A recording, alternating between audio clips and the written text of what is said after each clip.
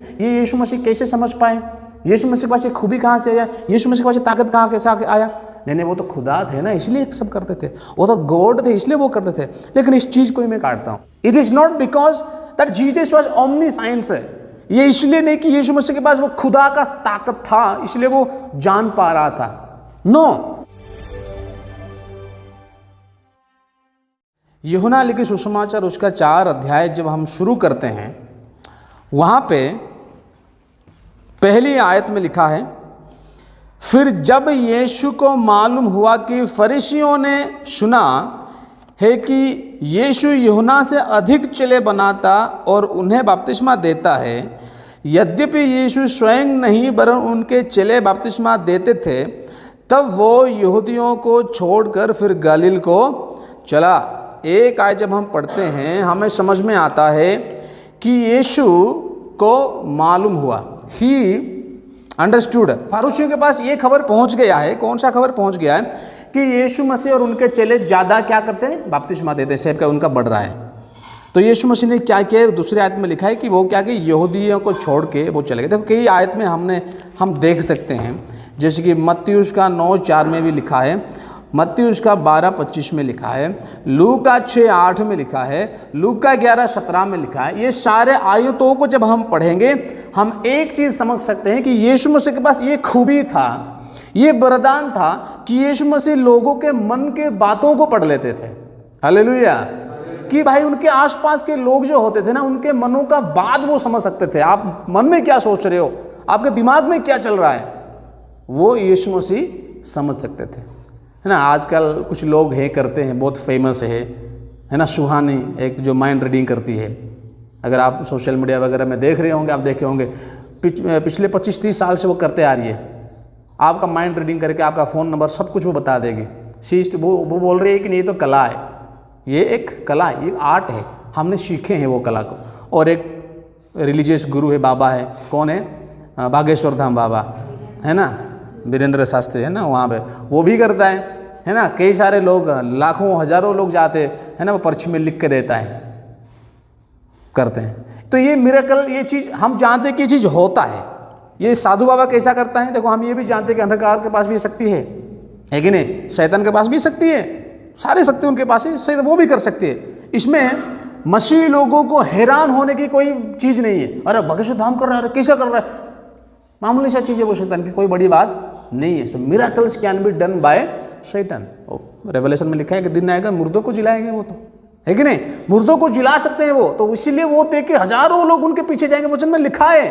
तो वही तो आज हो रहा है। So there is nothing difference, we already know what is going to happen. So इसमें चौंक जाने की कोई बात नहीं। लेकिन और एक चीज मैंने यहाँ पे डालना चाहता हूँ। देखो यीशु मसीह के पास एक खूबी था। बहुत सारे आर्टिकल्स मैंने पढ़ा, बहुत सारे कमेंट्रीज में मैंने पढ़ा, और बहुत सारे लोगों ये कहते हुए मैंने सुना कि नहीं, ये यीशु मसीह कैसे समझ पाए? यीशु मसीह के पास ये खूबी कहाँ से आया? यीशु मसीह के पास ये ताकत कहाँ कैसे आया? नहीं, वो तो खुदा थे ना, इसलिए सब करते थे। वो तो गॉड थे, इसलिए वो करते थे। लेकिन इस चीज को ही मैं काटता हूँ। देखो कुछ लोग कहते हैं ना, नहीं he was God, that's what he was able to know what was going in your mind. ऐसा नहीं है, वचन में लिखा है साफ तरीके से। देखो जब हम शायद 1 कोरिन्थियों 12 अध्याय में जब हम पढ़ते हैं ना, वहाँ पे गिफ्ट्स ऑफ स्पिरिट लिखा है। There are the gifts of spirit. और ये कोई यीशु मसीह नहीं कर रहे, ये कोई परमेश्वर के दास लोग भी कर सकते हैं, हर कोई वो कर सकता है। उसमें एक वरदान है, इंग्लिश में है वर्ड ऑफ नॉलेज, हिंदी में है उसको बोलते हैं ज्ञान का वचन, नॉलेज। मतलब क्या हो रहा है आसपास, वो उनके पास नॉलेज है। It is not because that Jesus was omniscience. ये इसलिए नहीं कि यीशु मसीह के पास वो खुदा का ताकत था, इसलिए वो जान पा रहा था। नो, अगर वो खुदा होते, देखो व्हेन 30 साल जो वो जिए ना, वो खुदा जैसा जिए ही नहीं। उनको तो इंसानी रूप लेना था, इंसानी रूप लेके आए, इंसानी काम किए वो। He had the feelings, he had the hunger, he had the all the 5 senses.